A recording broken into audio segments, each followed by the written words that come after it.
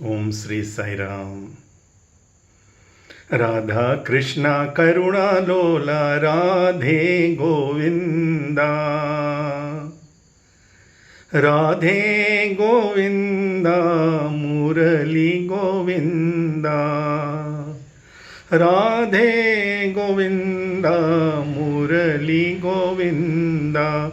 Radhe Radhe Govinda Murali Govinda. Radhe Govinda Murali Govinda. Radha Krishna Karuna Lola Radhe Govinda.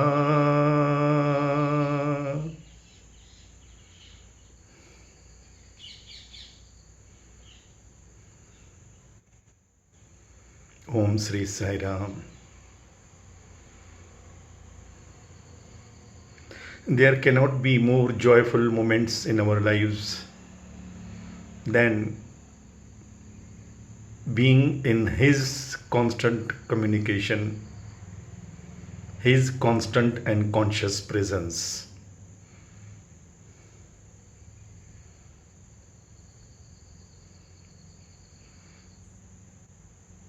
He is the most beautiful, joyful, blissful companion one can ever aspire for.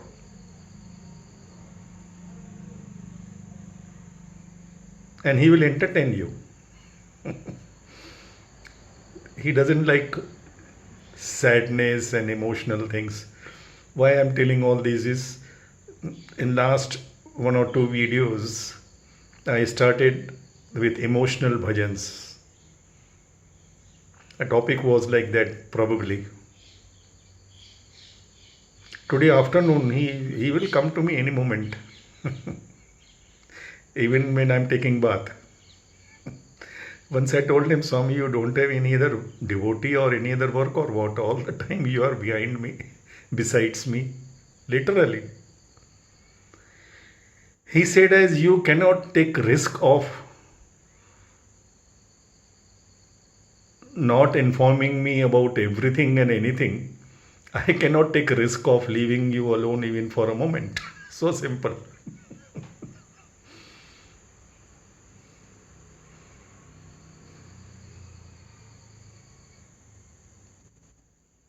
He will uplift you. Today in the afternoon, he said, hey, why are you becoming so much emotional for my coming or going hide and seek? This is my game.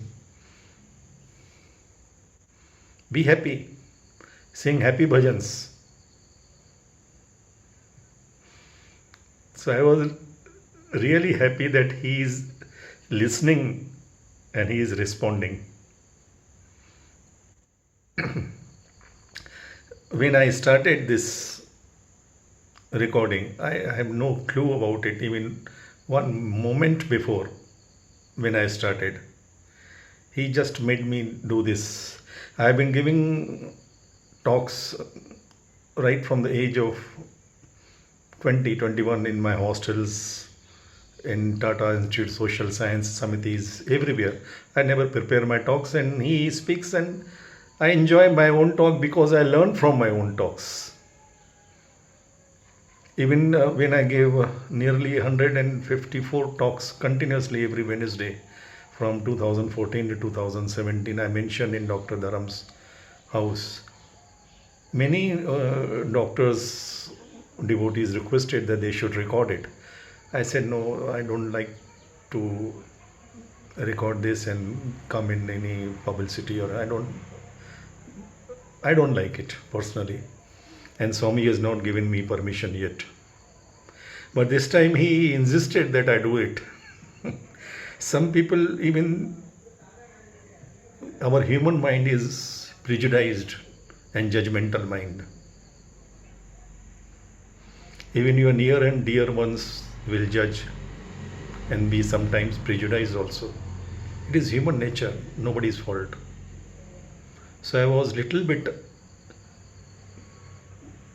worried whether I'm doing the right thing, though I was very sure that it's prompted by Swami. Yet I wanted some confirmation. And this God suddenly appears in his divine, beautiful, walking besides me. I am sitting in portico, and he comes from his room. He walks around and he comes to me and says only one sentence: I like your videos. That's it. That gave me that immense confidence and joy. My God likes it. That's it. I am here to please only Him, perform to please Him, only Him. Today he found out two mistakes in my morning talk which I gave. I was not very clear about the one point that Swami said, I don't say get connected to me. In this Kali age, I don't expect people to get connected to me on their own. They have no capacity to get connected to me. I say keep connected with me. This is the beauty of this avatar. He goes into every detail. Those who have experienced his proximity, the students, staff, or sevadals or trust people, he will go into details. He will catch you on small, and then you will certainly realize that you can't take him for granted on anything.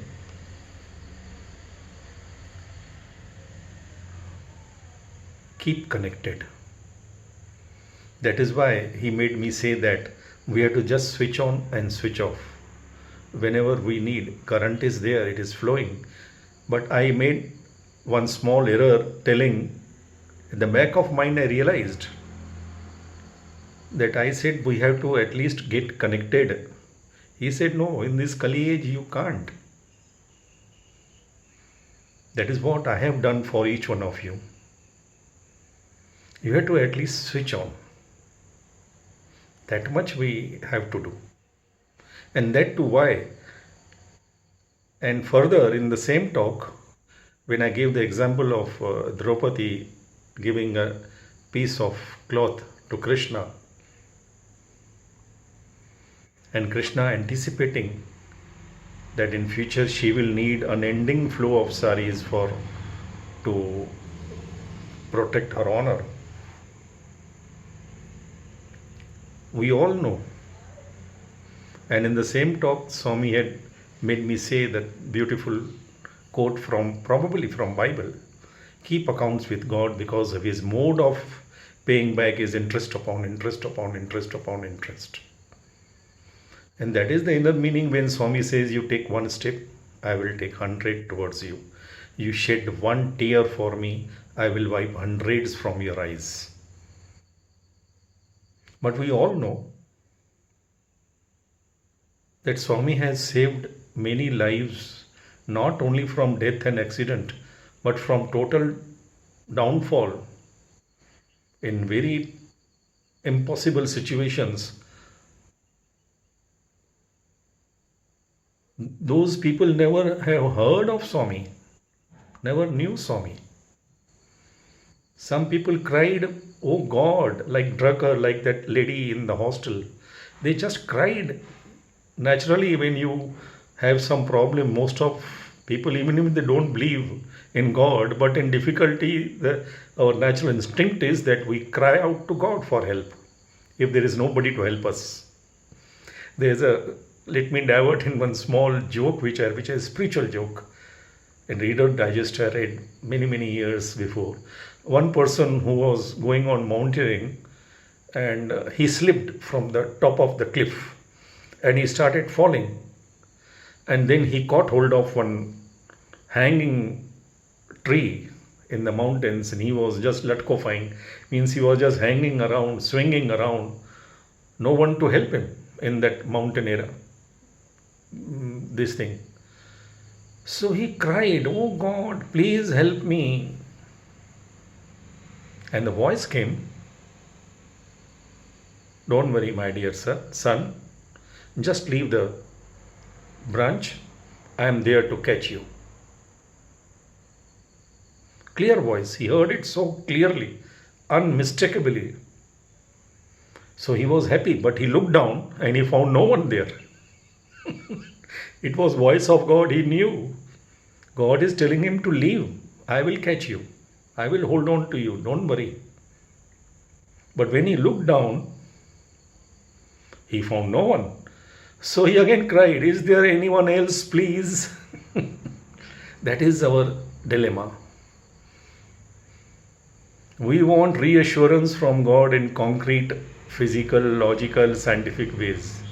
But that is not the line of, that is not the sign of faith and trust and love. Prahlada, as I mentioned in one of my talks, Prahlada will not look down when he is thrown from the mountain hill by soldiers of his own father, Hiranyakashipu. He will not look down and see whether Narayana is there to catch him or not. He kept chanting Narayana, Narayana without even expecting that Narayana would save him. If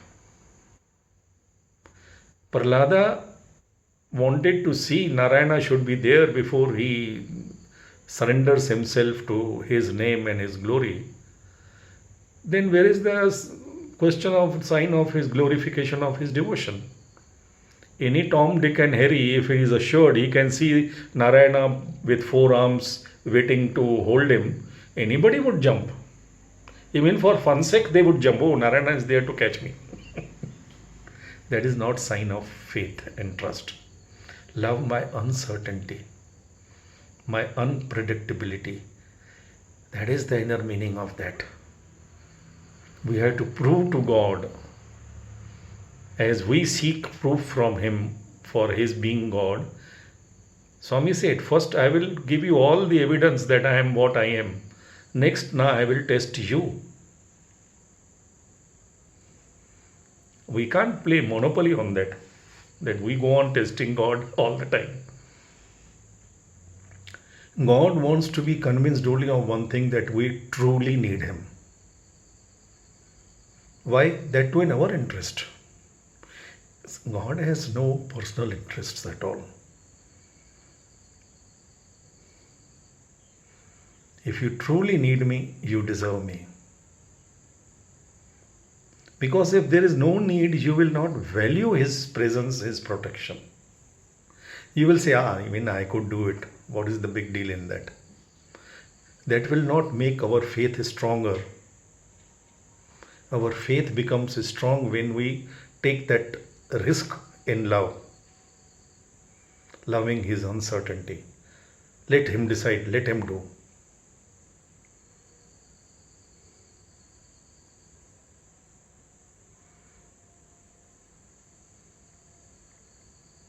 So He gives us an opportunity. You do one. He told me, as I mentioned in group interview, when I lifted his hair from his ear, I wanted to whisper something very confidential to him. He also did the same reaction. He is such loving, friendly God. There cannot be a jolly good friend better than this 5 feet 3 inch God. And I mention how this 5 feet 3 inch also incident in my separate talk. How do I know direct from the horse's mouth that he is 5 feet 3 inches? Who else can measure him and tell that he is 5 feet 3? He himself declared that. That is also such fun-loving God. He told me, you do my work, I will take care of your work. Why? He didn't say, if you do my work and then alone I will take care of your work. No. He wants to uplift us, make us feel that we are partners in His glory. We are participants in His glory. We are His performers, not puppets. He wants to make us feel that we are His children, we are the princes. He wants us to get engaged in His mission and His task. He doesn't need anyone. But He makes us feel it is His compassion. You do my work, I will take care of your work. He wants to make a deal with us, so that we also feel, yes, we are doing something for Swami. That gives us confidence, that purifies our mind, that uplifts our mind. Whatever I do or omit to do is for your good and good of all.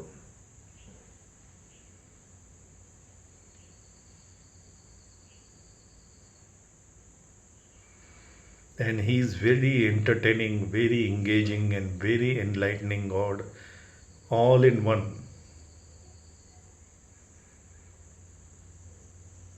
Anyone living with Swami will tell you. Anybody who had that experiences with this God will tell you. He will make fun out of any situation. I don't know whether I should, but he is putting this thought in me. So let me tell about this. Otherwise, as Swami says, if you don't tell, you'll get stomachache. 93, when Swami came from Whitefield, Kulwant, even first portion, Kulwant, it was extended in 3 stages. When the first stage was complete, Swami had come and there was a leakage from the roof. The work was done so hurriedly and so little bit shabbily, to be very frank, that Swami was not actually happy with the quality, because there was leakage and seepage from all around and water was flowing alongside with the columns. But Swami looked at everything and then darshan over and he was walking. Now this is told to one very responsible person. From my wife was sitting there in the ladies' side with the students and staff. Swami went and Jayama, the warden, was there sitting on her small stool she used to sit. Very seriously, Swami came and everybody knew that from his body language that Swami is not very happy with the quality of the work there. Of course, afterwards everything was set right. So this God walks along the lady's side and he tells Jayama, looking at her, little bit bending down, looking at the water flowing below her seat. You can imagine what he must have told.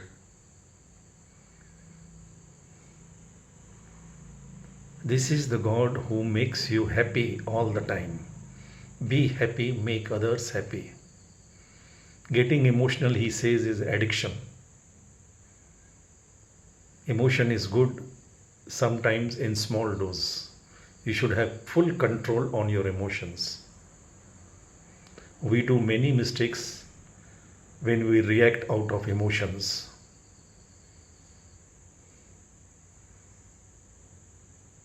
As there is an intelligence quotient, there is an emotional quotient, EQ.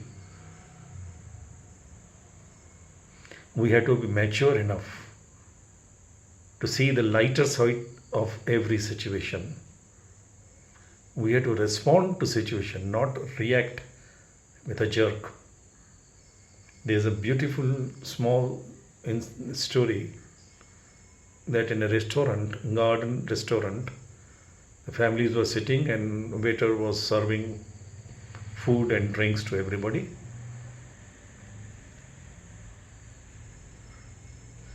Suddenly from nowhere,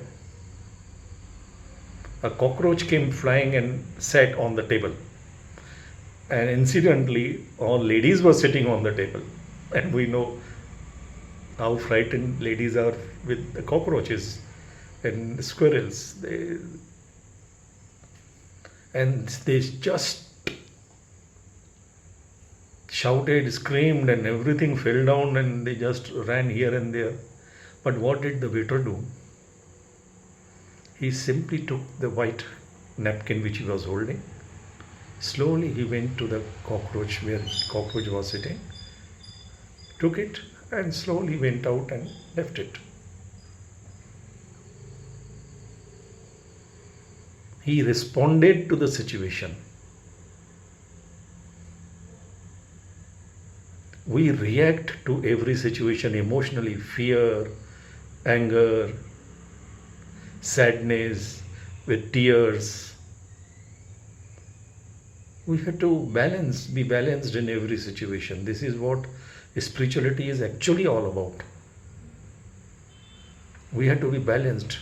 When Arjuna, the great warrior, he got emotional on the battlefield. He could not hold his dandiva because he got emotionally overcharged looking at the faces of Dronacharya, Bhishma, Kripacharya, his own brothers. So he lost sense, he lost courage. Emotion is like that. It has to be taken in a very measured dose. Emotion is powerful. Of course, without emotion, there is no human existence. Then we become robots. But because it is very powerful, like powerful medicines are to be taken under medical advice and in measured doses. The tablet may appear to be very small, but it could be very powerful. If doctor tells you to take half a tablet, you cannot say, oh, this is a small tablet, let me take one. No, you can't. So this is what Swami today, and he made me happy that he is listening, he is responding, and he is correcting. This is the beauty of engaging this avatar, this God. In every situation, all the times, even the smallest, he loves to be involved in our small affairs, in details. In fact, he will guide us, train our minds to be aware and to be conscious and alert of every situation, constant integrated awareness. Swami once told, I was present, so I learned my lesson. I had done this mistake. That is why I had to face many situations because of this particular mistake. Swami said, good people suffer not because of their goodness, but because of their foolishness.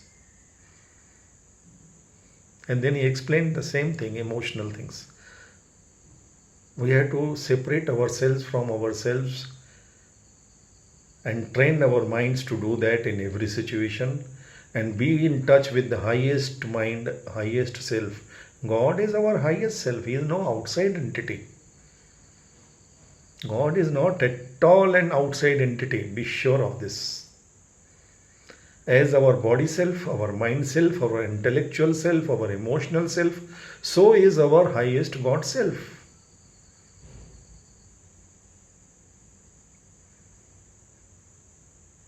And it is available all the time, as our body is available with us all the time. Our mind is available with us all the time. Our intelligence, our emotions. We know how to tap them. We should know how to tap this source, the highest source. On the contrary, the highest source has given us this freedom.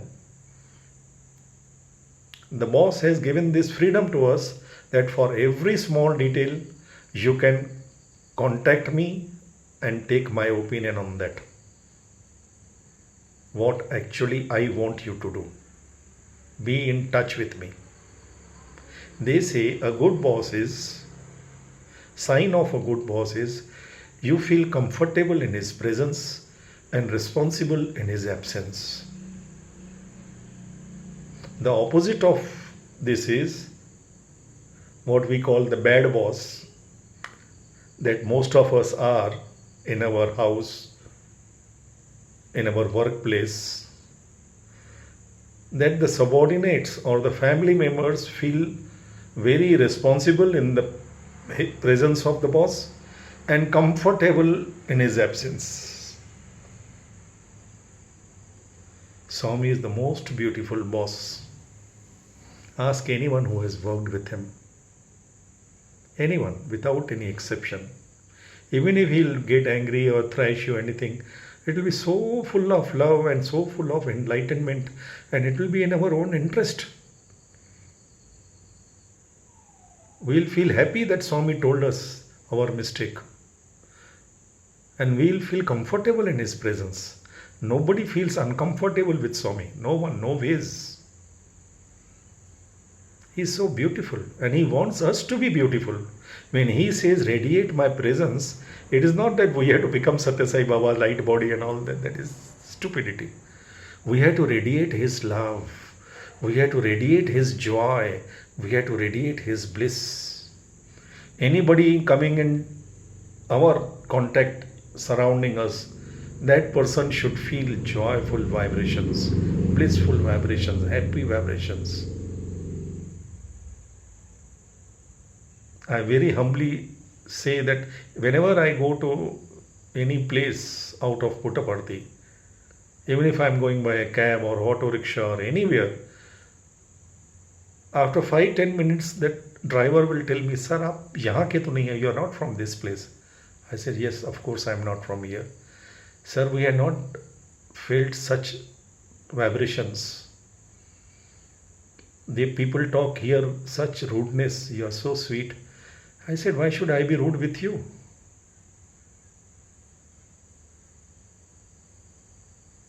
You are sitting on hot seat 12 hours, 14 hours, taking us to our destination. Why should I fight with you for 5 rupees, 2 rupees, 1 rupee or 10 rupees? No ways. Smiling, loving, radiate his love. That is radiating his presence. Radiate his joy, his bliss. Other things are very small issues. Never get serious about. There is nothing in the entire universe, Swami says, worth getting agitated about,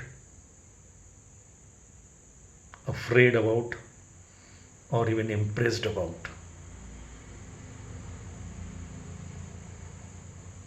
Everything is here once we are in touch with our own God self.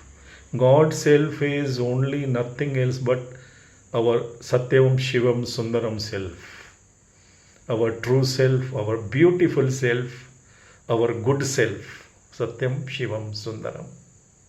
जय बोलो भगवान श्री सत्य साई बाबा जी की जय.